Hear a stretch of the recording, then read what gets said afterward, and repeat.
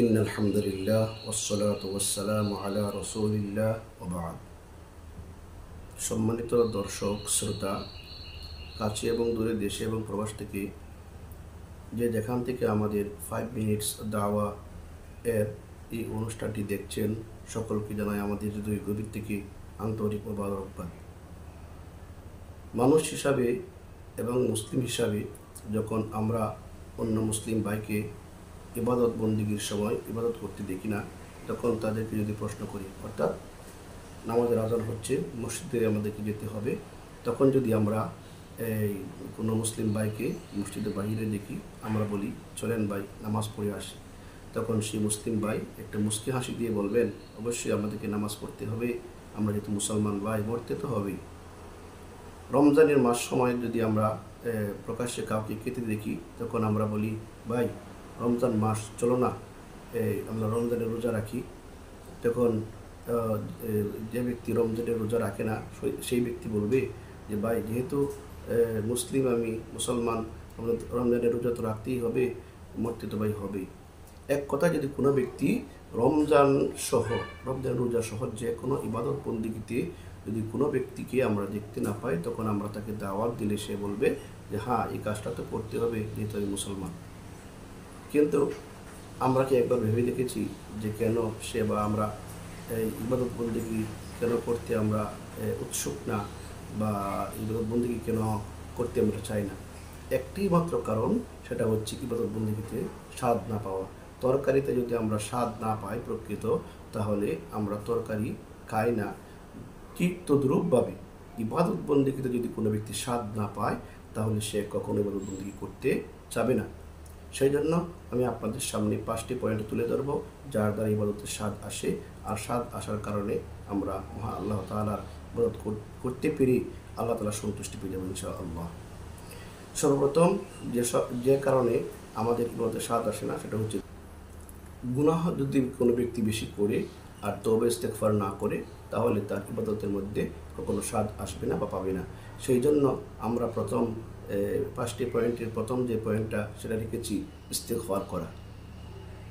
সেই সম্বন্ধে আল্লাহ সুবহানাহু ওয়া তাআলা সূরা নূর আয়াত নম্বর 31 আল্লাহ তাআলা বলেছেন, আউযু বিল্লাহি মিনাশ শাইতানির রাজীম, বিসমিল্লাহির রহমানির রহিম, ওয়া তুবু ইলাল্লাহি জামিআ আইয়ুহাল মুমিনুনা লাআল্লাকুম তুফলিহুন।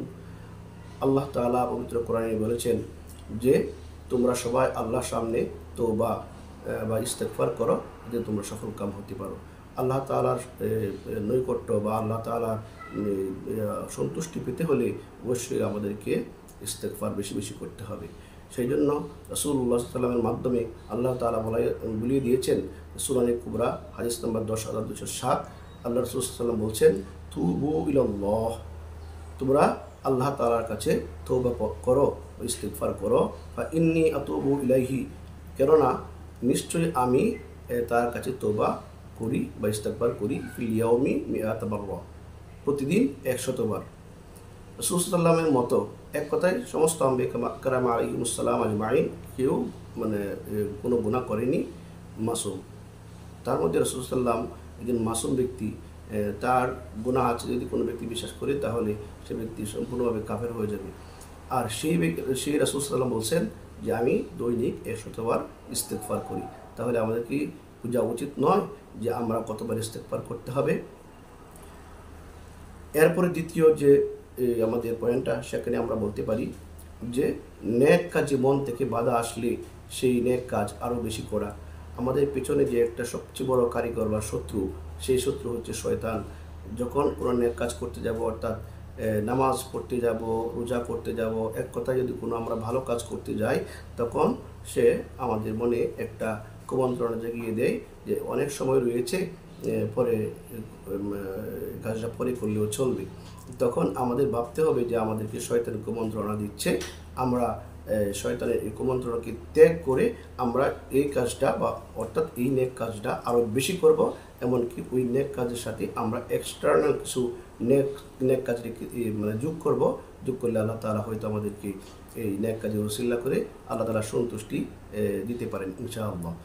আর সেই জন্য আল্লাহ সুবহানাহু ওয়া তাআলা সূরা ফুসসিলাত আয়াত নম্বর 36 আল্লাহ তাআলা বলেছেন, ওয়া ইম্মা ইয়ানজাগান্নাকা মিনাশ শাইতান নাযাগুন ফাস্তাঈয বিল্লাহ যদি শয়তানের কুমন্ত্রণা তোমাকে প্ররোচিত করে, তাহলে তোমরা তোমাদের আল্লাহকে স্মরণ করো।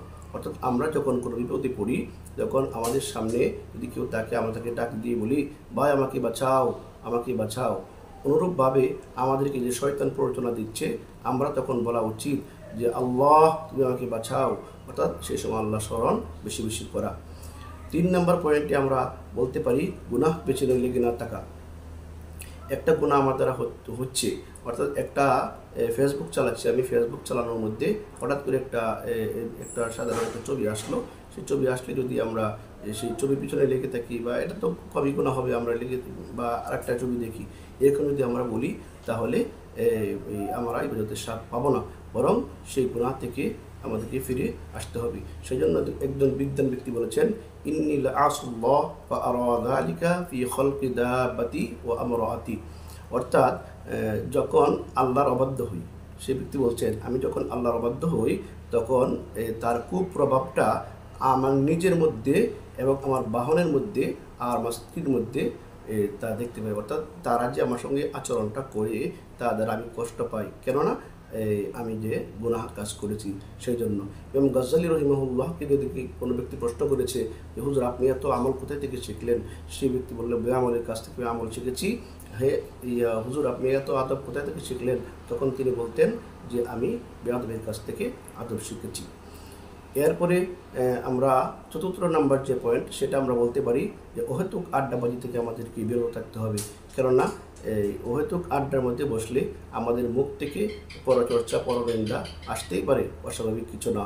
সেই জন্য আল্লাহ সুবহানাহু ওয়া তাআলা রাসূলুল্লাহ সাল্লাল্লাহু আলাইহি ওয়াসাল্লামের মাধ্যমে জামিআত তিরমিজি হাদিস নাম্বার 2317 এই হাদিসে রাসূলুল্লাহ ইরশাদ করেছেন, মিন হুসনি ইসলামিল মারই তারকুহু মা লা ইয়ানিহি।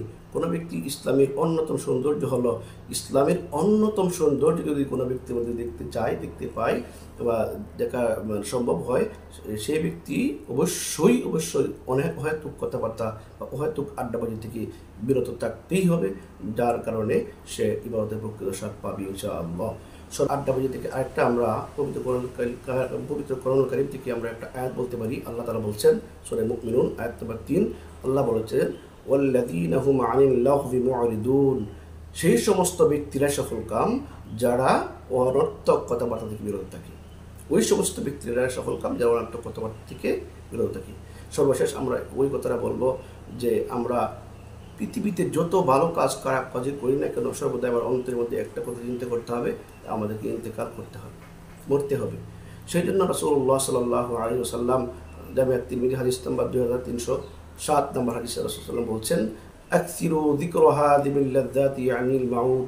অর্থাৎ তোমার শোক ও আনন্দ নিঃশ্বাসকারী বিষয়টি বেশি বেশি স্মরণ করো, অর্থাৎ মৃত্যুকে বেশি বেশি স্মরণ করো।